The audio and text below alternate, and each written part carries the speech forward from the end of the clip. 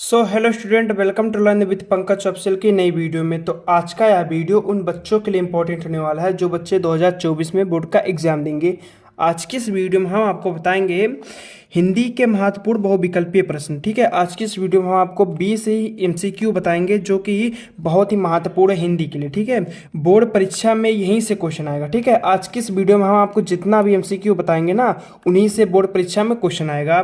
तो बस इतना पढ़ लो। आज की इस वीडियो में हम आपको जितना बताएंगे, अगर आप उसे पढ़ लेते हो, ठीक है, तो आपका 70 में 70 तो आएगा। ठीक है, आपका 20 में 20 भी आ जाएगा। ठीक है, आपका MCQ जो होता है, आपका MCQ एक भी नहीं छूटेगा। ठीक है, तो आज की इस वीडियो को आप पूरा एंड तक जरूर देखना। तो चलिए बताते हैं हम आपको 20 महत्वपूर्ण MCQ।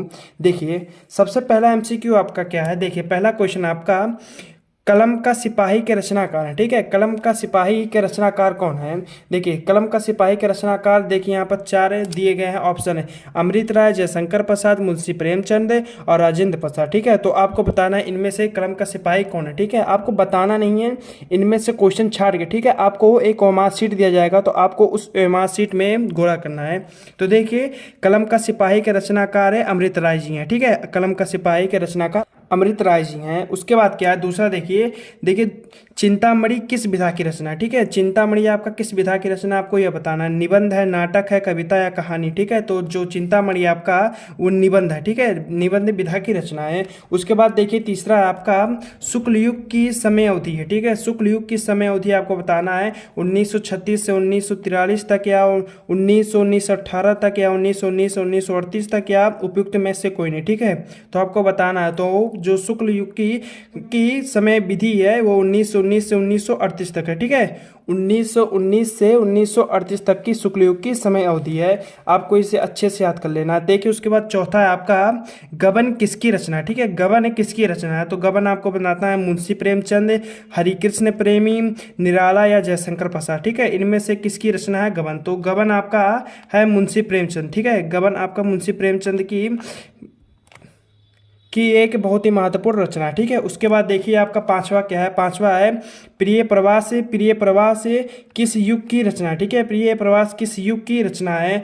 ए आपका प्रगतिवादी युग, दूसरा है द्विवेदी युग, तीसरा छायावादी युग, या चौथा भारतेंद्र युग। ठीक है, तो आपको बताना है प्रिय प्रवास किस युग की रचना है। तो जो आपका प्रिय प्रवास है वो है द्विवेदी युग की रचना। ठीक है, आपका जो प्रिय प्रवास है वो द्विवेदी युग की रचना है।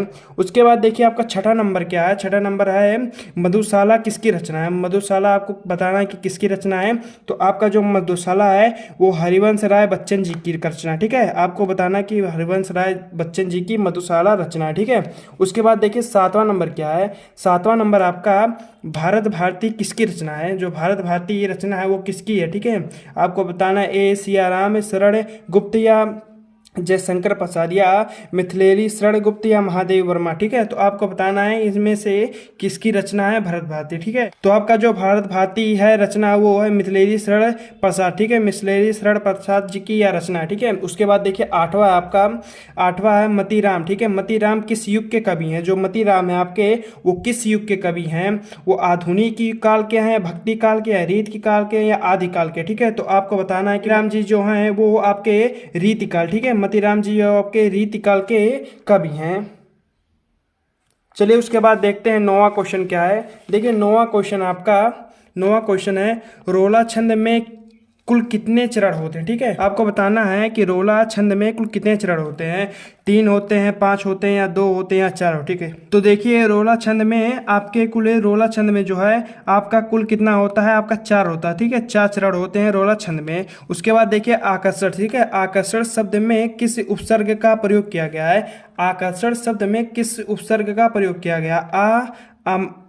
अक मान वी। ठीक है, तो आपका किसका किया गया है, आ का किया गया। ठीक है, आ का आकर्षण शब्द में उपसर्ग है। उसके बाद देखिए आपका, तो देखिए 11वां नंबर क्वेश्चन क्या है आपका। 11वां नंबर क्वेश्चन कह रहा है कि रचना के आधार पर वाक्य के कितने भेद होते हैं। रचना के आधार पर जो है आपका वाक्य के कितने भेद होते हैं। तो रचना के आधार पर देखिए पहला ऑप्शन है 2, या दूसरा है 3, तीसरा आपका 4 और चौथा आपका 5। ठीक है, तो आपका कितना होता है, तो आपका जो होता है वो 3 भेद होता है। ठीक है, रचना के आधार पर ये वाक्य के 3 भेद होते हैं।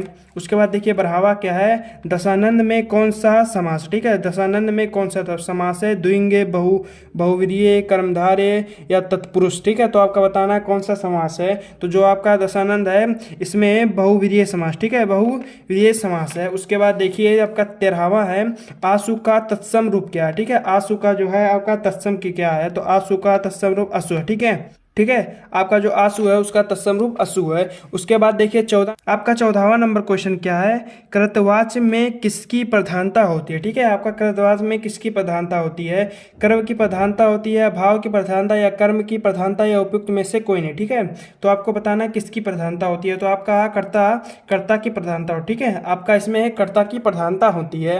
उसके बाद 15वां क्वेश्चन है, हास्य रस का अस्थायी भाव क्या है। ठीक है, यह क्वेश्चन आपका फिक्स है। ठीक है, 101% आपका यह फिक्स है, हास रस की अस्थायी भाव।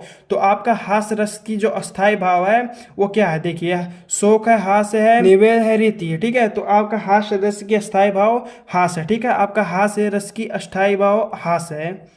उसके बाद देखिए 16वां नंबर क्वेश्चन क्या है, 16वां नंबर कह रहा है कि अग्नि का पर्यायवाची है। अग्नि का पर्यायवाची क्या है, अनल, आग, पर्वत, उपयुक्त, सभी। ठीक है, तो अग्नि का जो पर्यायवाची है वो सभी है। ठीक है, आपका यह तीनों होता है, अनल भी होता है, आग भी होता है, पवाग भी होता है, उपयुक्त, तीनों सही है। ठीक है आपका।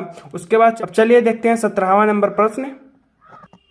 देखिए अब आपका 17वां नंबर प्रश्न क्या है, 17वां नंबर कह रहा है कि राजा रानी में कौन सा समास। ठीक है, आपका राजा रानी में कौन सा समास होगा, तो देखिए राजा रानी में द्विंग होगा या द्विगु होगा या बहुव्रीहि होगा या कर्मधारय होगा। ठीक है, तो आपको बताना है कि राजा रानी में कौन सा होगा। तो जो आपका राजा रानी में हो द्वंद्व समास। ठीक है, द्वंद्व समास आपका राजा रानी में होगा। ठीक है, उसके बाद देखिए रूपसी तेरा। ठीक है, रूपसी तेरा धन केस पास। ठीक है, केस पास में अलंकार है आपका, इसमें ये जो आपको सेंटेंस दिया गया है इसमें कौन सा अलंकार है पूछा गया है। ठीक है, तो देखिए 18वें में कौन सा अलंकार है इसे बताना है। तो देखिए इसका अलंकार उत्प्रेक्षा अलंकार। ठीक है, 18वें में कौन सा अलंकार है, उत्प्रेक्षा अलंकार है, तो आप उत्प्रेक्षा पे लगा देंगे। उसके बाद देखिए आपका है 19वां नंबर क्वेश्चन। 19वां नंबर क्वेश्चन क्या कह रहा है कि आओ अब चलते हैं। ठीक है, 19वां नंबर क्वेश्चन कह रहा है कि आओ अब चलते हैं, वाक्य का भाववाच्य में रूप होगा। ठीक है, भाववाच्य में इसका रूप क्या होगा, तो देखिए आओ अब चलते हैं कि भाववाच्य में रूप होगा आओ अब चला जाए। ठीक है, आओ अब चला जाए, आपका दूसरा नंबर सही हो जाएगा। ठीक है, उसके बाद आपास में, उसके बाद देखिए 20वां नंबर क्वेश्चन क्या है, 20वां नंबर क्वेश्चन आपका आपास शब्द में उपयुक्त उपसर्ग है। ठीक है, आपास शब्द में कौन सा उपसर्ग का प्रयोग किया गया है, उपसुक आ है या अन है या अप है या आ है। तो ठीक है, तो आपास में आपका हो जाएगा उप। ठीक है, आपका उप हो जाएगा, ये आपका सही है। ठीक है, सी नंबर क्वेश्चन सही है। तो आज के इस वीडियो में हमने आपको यह जितना भी एमसीक्यू बताया, ठीक है, आपको इसे एक बार अच्छे से पढ़ लेना है और आपका इनमें से ही क्वेश्चन आएगा। ठीक है, इनमें से कई क्वेश्चन आपके अच्छे से बजेंगे। ठीक है, तो आप एग्जाम से 1-2 दिन पहले इसे अच्छी तरीके से रिविजन कर लेंगे। ठीक है, तो आज की इस वीडियो में बस इतना है। अगर आपको वीडियो पसंद आया हो तो वीडियो को लाइक कर देना और आप हमारे चैनल पर नए हो तो चैनल को सब्सक्राइब कर देना ऐसे वीडियो को देखने के लिए। हम मिलते हैं इसके नेक्स्ट वीडियो में, तब तक के लिए बाय।